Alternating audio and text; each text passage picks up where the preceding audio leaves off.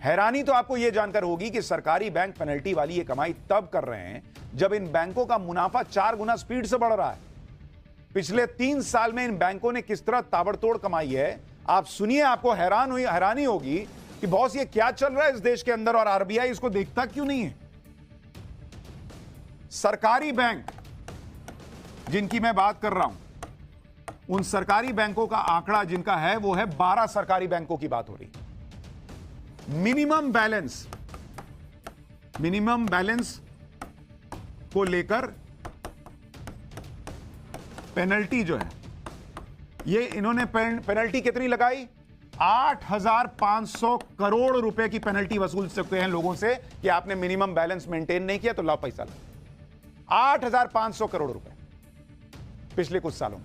और 2024 में आपको यह आंकड़ा बता रहा हूं, सरकारी बैंक का प्रॉफिट कितना था आपको पता है?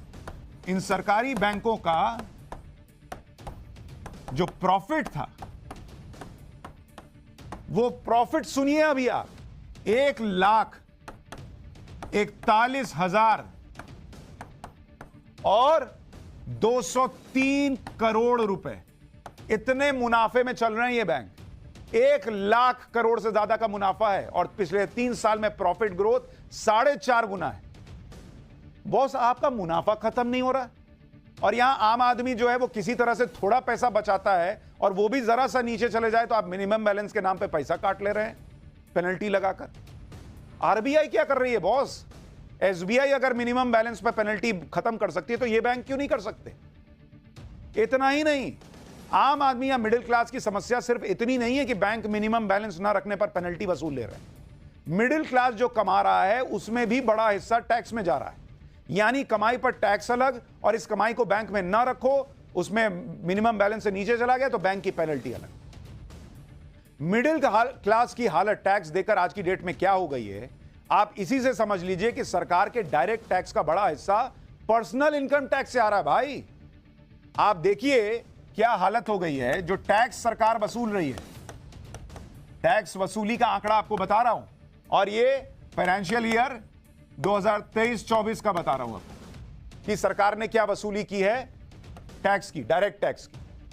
अब इसमें आप देखिए जो ग्रॉस कॉर्पोरेट टैक्स है, कॉर्प टैक्स जो बड़ी बड़ी कंपनियों से वसूला गया, उसके तहत जो सरकार को कमाई हुई वो हुई 11,32,000 करोड़ रुपए, 11.32 लाख करोड़ रुपए।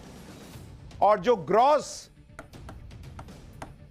पर्सनल इनकम टैक्स है, पर्सनल इनकम टैक्स यानी वो रकम जो आप और हम बढ़ते हैं, सैलरीड क्लास बढ़ता है, वो उससे सरकार ने कितना कमाया, 12 लाख करोड़ रुपए बॉस।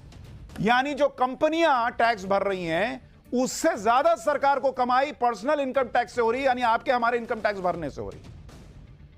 और इसमें भी ऐसे लोगों की संख्या काफी ज्यादा है जिनकी कमाई 1 लाख से 10 लाख के बीच की है, क्योंकि 1 लाख से 10 लाख रुपए कमाने वालों का कंट्रीब्यूशन करीब करीब 38% है इस इनकम टैक्स में, 12 लाख करोड़।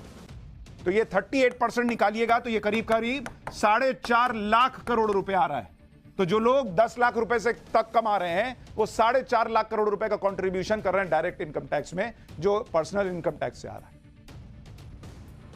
बॉस कुछ तो सोचिएगा, मतलब कमा कर लाओ तो पहले बड़ा हिस्सा सरकार को दे दो, उसके बाद बाकी का हिस्सा घर चलाने और बच्चों की पढ़ाई लिखाई में लगा दो, और जब बैंक में कुछ बचे नहीं तो बैंक वाले पेनल्टी ठोक देंगे, तुमने खाते में पैसे क्यों नहीं रखे। गजब ही हिसाब।